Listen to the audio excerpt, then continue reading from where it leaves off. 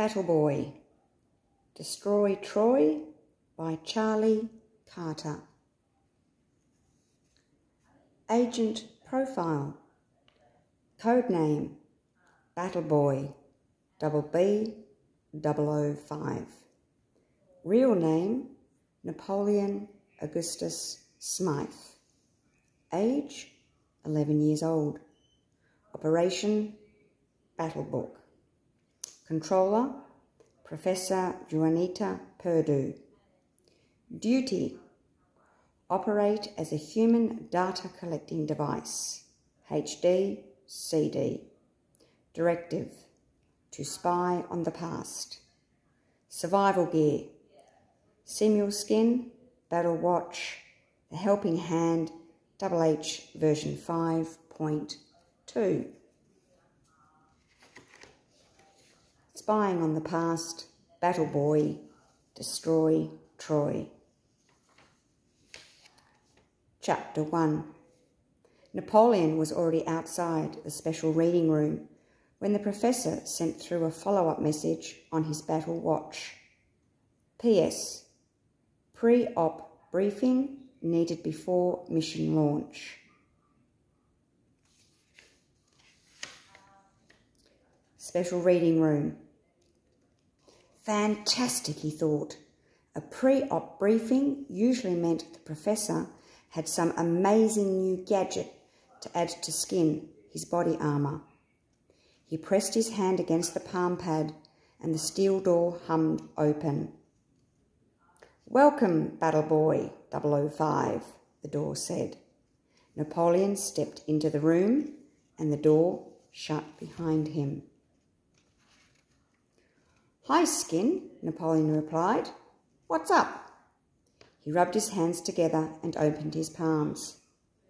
You are going to the last big battle just before Troy is destroyed, Skin explained. It is the night before the Greeks leave the Trojan horse outside the city gates. A panel slid open in the wall to reveal a pair of leather sandals, a loose-fitting top, and a brown tunic. I'm not wearing that, Napoleon moaned. It's a dress.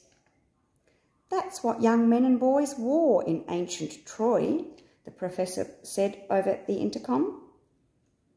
Just as well Monty and Caesar can't see me, thought Napoleon. His brothers already reckoned he was just a big joke. He pulled on the outfit. Who am I? You are Pelicus, the professor said.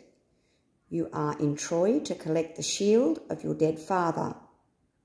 Your main task is to get proof that the Trojan horse actually existed and collect King Priam's DNA, but also record everything you can. The cubicle door slid open and Napoleon stepped out. Professor Purdue gave him a quick once-over. Language check, she said. Say a few words. Look out, Troy, Napoleon yelled. But that wasn't what came out.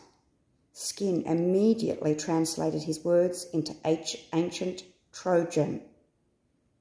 Good, the professor said, nodding.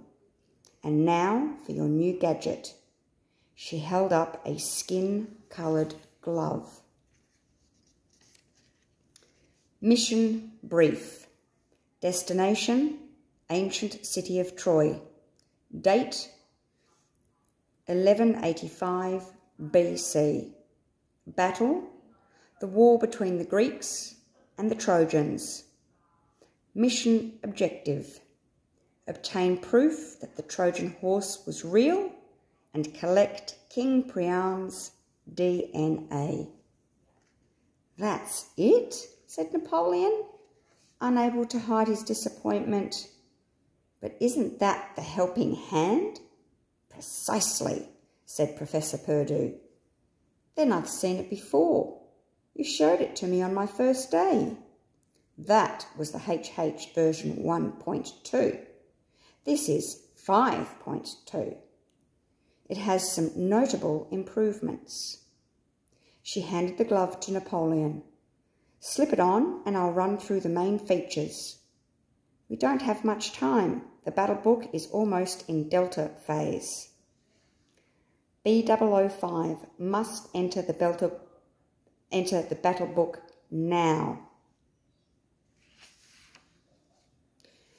Napoleon pulled the glove over his left hand. It immediately blended to look like his own skin. The thumb and small finger still make a finger phone, Professor Perdue said. You can contact either myself or Skin if the ear microphone malfunctions. She pointed to the index finger.